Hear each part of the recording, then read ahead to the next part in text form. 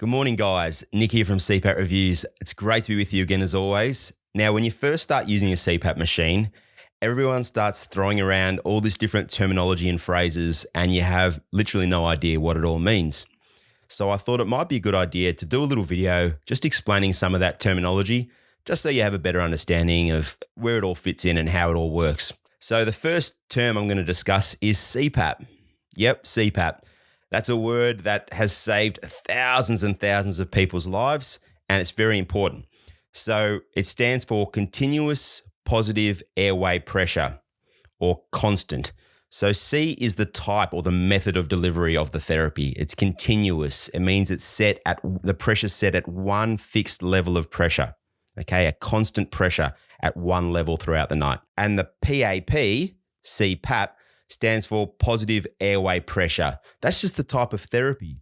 So when you have sleep apnea and your upper airway is closing over over nighttime, becoming very restrictive, and you're having apnea and hypopneas, the positive airway pressure opens up the airway. Think of it like a balloon, and your airway is like the walls of the balloon. When you pressurize the balloon, the walls just come nice and open, and so you can breathe nice and easy throughout the night. It stops all the snoring, makes your sleep cycle better, and you just have a better night's sleep in the long run.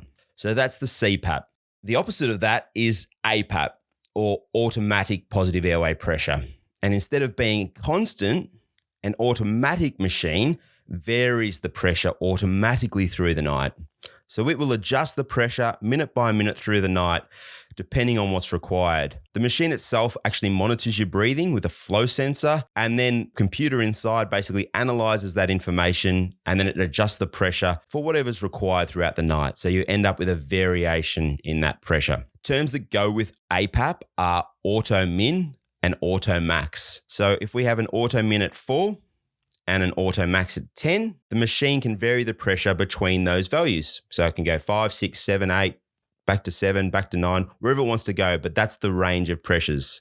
Okay, you have the minimum level and the maximum level, and you can vary those different levels. With continuous, we just have one set level, which is whatever the pressure is going to be. And then that leads us on to our next term, which is ramp. A ramp is a variation in pressure between two values over a set period of time. A good example is if we have the starting value at 4 and then our CPAP pressure at 10 and a ramp set to 30 minutes, it means the machine will gradually build up the pressure from 4 to 10 over 30 minutes. It's a gradual increase in the pressure over a set period of time. That's your ramp. You don't really have to use a ramp with auto that often, mainly because the machine will know when you're asleep and it will ramp up the pressure using its auto algorithm anyway. Another term that's thrown around is pressure relief.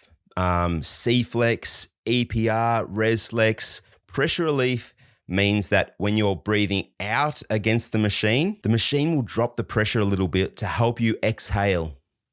And you normally have a value which you can set. So the higher in the value you go, the more the machine drops the pressure as you breathe out against that pressure. It's a comfort feature. It's designed to make your life a little bit easier when you're using the machine, and especially helpful for beginners who don't quite have that lung capacity just in the beginning to really breathe out against that pressure that's coming in. Moving on. Humidifier. So humidifier adds moisture to the air. The reason it does this is that with all that air coming in through the night, people can sometimes have a tendency to dry out in their mouth and throat. It can become a little bit uncomfortable. You can get a little bit hoarse in the throat.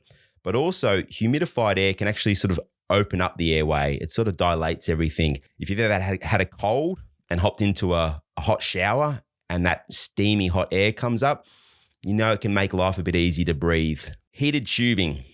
Now, heated tubing was added originally because if you have a lot of humidified air, which is warm, moist air, and you have a cold outside air, like just a cold environment, you can get condensation. So you can get basically water droplets forming, and they can form in the tube. They can start getting on your face, and it becomes quite annoying. So a heated tube is designed to stop that. They call it rain out, but it's designed to stop that. So it keeps the hot air inside the tubing insulated and keeps the cold away from that air, keeping the air moist, humidified without condensating. All right, now we'll go into some sleep data. So AHI is apnea hypopnea index. And apnea means there's quite a large restriction in your airway. Hypopnea just means there's a bit of a restriction, but not completely blocked off. And the two of them together, averaged out over an hour, gives you the apnea-hypopnea index. An example is if you have an AHI of 7, it means 7 times an hour you're having either an apnea or a hypopnea. Apneas are worse, hypopneas aren't as bad, but at the same time, it's affecting your sleep, it's affecting your breathing, and it's affecting your health. So the idea with the AHI is to give you just an indication as to how severe your sleep apnea is to begin with, and also how well controlled it is when you're using the CPAP therapy. So they use it to diagnose and give you sort of a severity level. If your AHI is between 5 and 15, it's mild. 15 to 30 is moderate. And once you hit 30, you're in the severe category. And I've seen people with AHIs over 100. Okay, so 100 times an hour, people stopping breathing, it can get really, really bad. But at the end of the day, no matter what it is, it's affecting your sleep, it's affecting your health. When we're using the CPAP machine will give us data, and we can look at that apnea-hypopnea index to see how well it's treating us. Ideally, we like to get the AHI less than 5, which is considered normal. But look, it really depends on how far down you're coming from in the beginning and a few other factors, but ideally less than 5. So we can use that number as a goal, and we can adjust the therapy settings to try and get to that goal. Algorithm. An algorithm is basically a mathematical formula that the machine uses to determine what pressure to deliver at a set period of time. It's with the APAP machines, the auto machines. So they will monitor your breathing, they'll monitor the flow of your breathing, and then they'll use this algorithm, basically a computer, to adjust the pressure based on that information that's coming in all the time. So the machine's constantly getting information, constantly getting funneled through, and then the algorithm is going to adjust the therapy accordingly. Now, the algorithms are quite guarded secrets in the CPAP world. Each manufacturer has their own way of determining, what is apnea and when it should adjust and all that sort of stuff. The end result, you can check out your apnea-hypopnea index and still make sure that you're getting good therapy at the end of the day. All right, now we're going to go on to the masks. And it's changed a bit since when I started. There used to just be nasal pillow, nasal and full face mask. And now there's just a whole bunch of different terms, probably too many really to even talk about today, but I'll go through some of them. So we'll start with a nasal pillow. Pillow mask is one, I might have one here actually. A pillow mask is one that seals at the nostrils. Okay, so they generally have 2 little prongs that sort of sit just at the base of the nose there, like this. And that's what we call a nasal pillow mask. The good thing about the nasal pillow masks are they are very small generally, they're very lightweight, they're very minimalistic. The downside of any nasal type mask is that you need to be breathing exclusively through your nose. Just your nose, no mouth breathing. If you open your mouth, it'll feel very strange. You'll find it very hard to sleep with your mouth open. So that's your nasal pillow mask. Next is just a standard nasal mask, and that generally just covers around your nose. Okay, it just seals around the nose, not in the nostrils, just around the nose. And they normally have headgear as well. Same thing with a nasal pillow mask, still small, still lightweight, and you just need to be using your nose to breathe. The next one is your full face masks. They're obviously a little bit bigger. I've got a couple here actually. These are ones I've done reviews on before.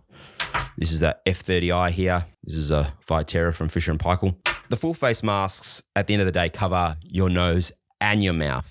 They seal around the nose and the mouth. And so because they've completely sealed the nose and the mouth, you can breathe through your nose, through your mouth, any which way you like. It's up to you. So that's the good thing about the full face mask. The downside of the full face mask is they generally are a bit bigger. And the bigger they are, they're a bit more cumbersome to sleep with. You've got to seal more area, so you're more likely to get mask leaks and so forth. But each mask has its pros and cons. The best way to go about it is to try them on and see how you go. I will give you one piece of advice here, which is a lot of people get told they're mouth breathers because they snore, and when they're sleeping at night time, they have their mouth open. That's mainly because they have sleep apnea, that they're mouth breathers to begin with. Now they're on the CPAP machine, they're not going to have sleep apnea anymore. So don't let anyone push you into wearing a full face mask just because they say you're a mouth breather. Unless you have some sort of chronic nasal obstruction going on, maybe you got hit in the head with a football when you were younger or something and deviated septum in the nose, unless you have something like that or chronic sinusitis, you're probably going to be able to get used to one of these nasal ones, just with a bit of time and a bit of practice. So make sure you always start with a nasal, persist with a nasal in the beginning or a nasal pillow. And then if you really can't do it after a bit of time, go to a full face mask and see how you go with that. But if you can get onto the nasal masks, they're much more enjoyable over the long run. So that's my little bit of advice for you. But nowadays anyway, they're the old 3 types. Now there's all sorts of new ones. There's hybrids. So there's nasal cradles. I've got one here.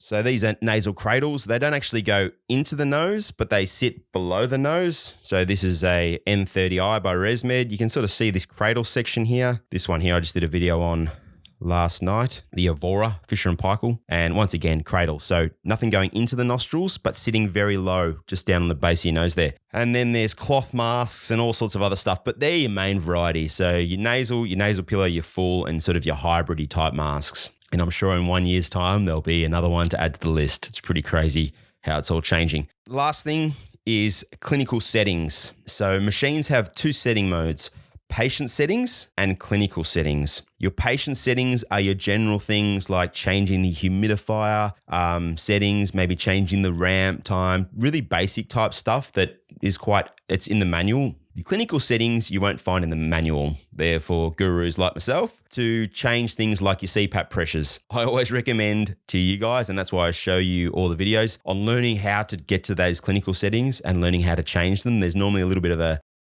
secret button press that you got to do or hold down this, but really learn how to do that gives you great control, so much more control over your machine. And if you can learn how to just read your data and then fine tune those pressure levels, it's going to make life a whole lot more enjoyable for you. All right, guys, that's it for today. I hope you found the video useful. If you did, please show your love and hit that like button and also subscribe to the video. Really appreciate it. In the meantime, I hope everything's going well with your CPAP therapy. If you're new to CPAP, just stick at it. It does take a bit of time, but in the long run, you'll be so much better off getting a good night's sleep. All right, I'll leave it there.